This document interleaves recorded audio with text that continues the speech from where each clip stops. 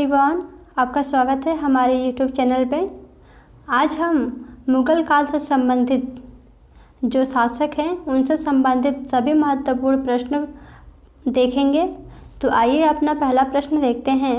बाबर की आत्मकथा का क्या नाम है?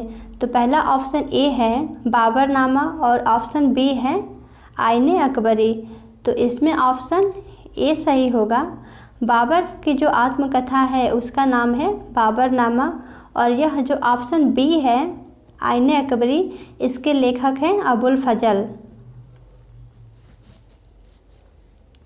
हम आपको बता दें कि बाबर जो है यह मुग़ल साम्राज्य की नींव सबसे पहले भारत में रखता है, अर्थात यह मुग़ल साम्राज्य का संस्थापक है। इसके बाद जो इसका पुत्र होता है हुमायूं, वह शासक बनता है। तो आइए अगला प्रश्न हुमायूं से संबंधित देखते हैं। दूसरा प्रश्न है हुमायूं का जन्म कहाँ और कब हुआ था?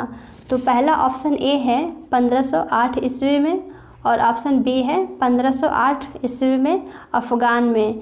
तो इसमें से पहला ऑप्शन ए सही है। हुमायूं का जन्म 1508 ईस्वी में हुआ था और काबुल में हुआ था। तीसरा प्रश्न है बाबर की मृत्यु कब हुई? तो ऑप्शन ए है 1530 ईस्वी में और ऑप्शन बी है 1542 ईस्वी में। तो इसमें आपका ऑप्शन है 1530 ईस्वी में। बाबर की मृत्यु 1530 ईस्वी में होती है, लेकिन इसका जो पुत्र है हुमायूं, इसके अलावा भी इसके 3 और पुत्र हैं, अर्थात बाबर के कुल 4 पुत्र हैं। जब हुमायूं की मृत्यु हो जाती है 1530 ईस्वी में, तो इन चारों भाइयों में उत्तराधिकार के लिए युद्ध होने लगता है, लेकिन बाबर ने हुमायूं को ही अपना उत्तराधिकारी घोषित किया था और यही आगे चल के शासक भी बनता है। तो अगला हमारा प्रश्न है हुमायूं शासक कब बना? तो ऑप्शन ए है 1555 ईस्वी में और ऑप्शन बी है 1530 ईस्वी में। तो इसका ऑप्शन बी सही है। हुमायूं जो है वह 1530 ईस्वी में शासक बनता है, जब इसके पिता की मृत्यु हो जाती है। लेकिन यह शासक तो बनता है, लेकिन इसके मार्ग के जो सबसे बड़े बाधाएं हैं वह उनके भाई उत्पन्न करते हैं। उनके भाई नहीं चाहते हैं कि हुमायूं शासक बने, वे स्वयं शासक बनना चाहते थे, लेकिन बाबर ने अपने साम्राज्य का बंटवारा कर दिया था अपने सभी पुत्रों के बीच में। बाबर का जो पहला पुत्र है कामरान, उसको काबुल और कंधार के क्षेत्र दिए गए थे और अस्करी को संभल की जागीर बाबर ने दी थी। हिंदाल को अलवर की जागीर दी गई थी और हुमायूं को मुग़ल साम्राज्य का शासक बनाया गया था। हुमायूं के भाइयों के अलावा भी कई ऐसे तत्व थे जो हुमायूं के मार्ग में सबसे बड़े बाधा बन रहे थे और इनमें थे बिहार के अफ़गान। जो बिहार के अफ़गान हैं वह हुमायूं के विरुद्ध संगठित हो रहे थे ताकि वे दिल्ली पर अपना अधिकार स्थापित कर सके।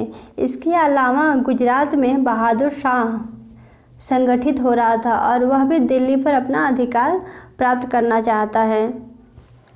इसी प्रकार बंगाल का जो नुसरत शाह है वह सीधे तरीके से तो मुग़ल है, लेकिन वह अफ़गानों को हमेशा समर्थन देता है। अफ़गानों में से और इसी अफ़गान में से जो शेर खां है उससे हुमायूं का युद्ध होता है और यह युद्ध चौसा के मैदान में होता है। तो अगला हमारा प्रश्न है इसी से संबंधित है, चौसा का युद्ध कब हुआ था? तो ऑप्शन ए है 1530 ईस्वी में और ऑप्शन बी है 1539 ईस्वी में। तो इसमें ऑप्शन बी सही है। चौसा का युद्ध हुमायूं और शेर खां के बीच होता है और यह युद्ध जो है वह कर्मनाशा नदी के तट पर होता है, जिसमें शेर खां विजयी होता है और हुमायूं की पराजय होती है।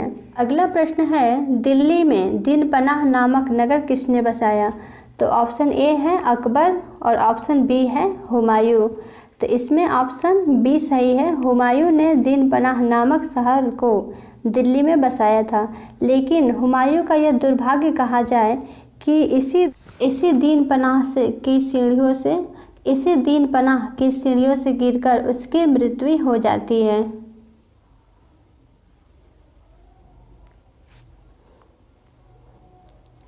और अगला प्रश्न है, कन्नौज का युद्ध कब हुआ था?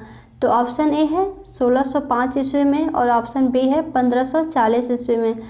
तो ऑप्शन इसमें बी सही है, 1540 ईस्वी में। कन्नौज का युद्ध 1540 ईस्वी में होता है और यह युद्ध जो है शेर खां और हुमायूं के बीच होती है, जिसमें शेर शाह पुनः विजयी होता है और हुमायूं की हार होती है। और यह हार इतनी बड़ी होती है कि हुमायूं लाहौर चला जाता है और वहाँ पर पुनः अपना सेना संगठित करने में लग जाता है और सेना संगठित करने में उसे लगभग 15 साल लग जाते हैं लगता है। अगला प्रश्न है, मछीवाड़ा का युद्ध कब हुआ था? तो हम आपको बता दें कि यही मछीवाड़ा के युद्ध है जो 1555 ईस्वी में हुआ था और यह युद्ध तब हुआ जब हुमायूं 15 साल भारत से बाहर रहने के बाद अपने सेना का संगठित किया और पुनः भारत की ओर विजय प्राप्त करने के लिए आया। और यह युद्ध जो है मछीवाड़ा का अफगानों और हुमायूं के बीच होता है, जिसमें हुमायूं की विजय होती है और वह 20 जुलाई 1555 ईस्वी में दिल्ली में प्रवेश करता है। लेकिन 1555 तक तो शेर खां जीवित नहीं रहता है, लेकिन उसके जो उत्तराधिकारी होते हैं उनसे हुमायूं की युद्ध होता है और हुमायूं विजय होता है।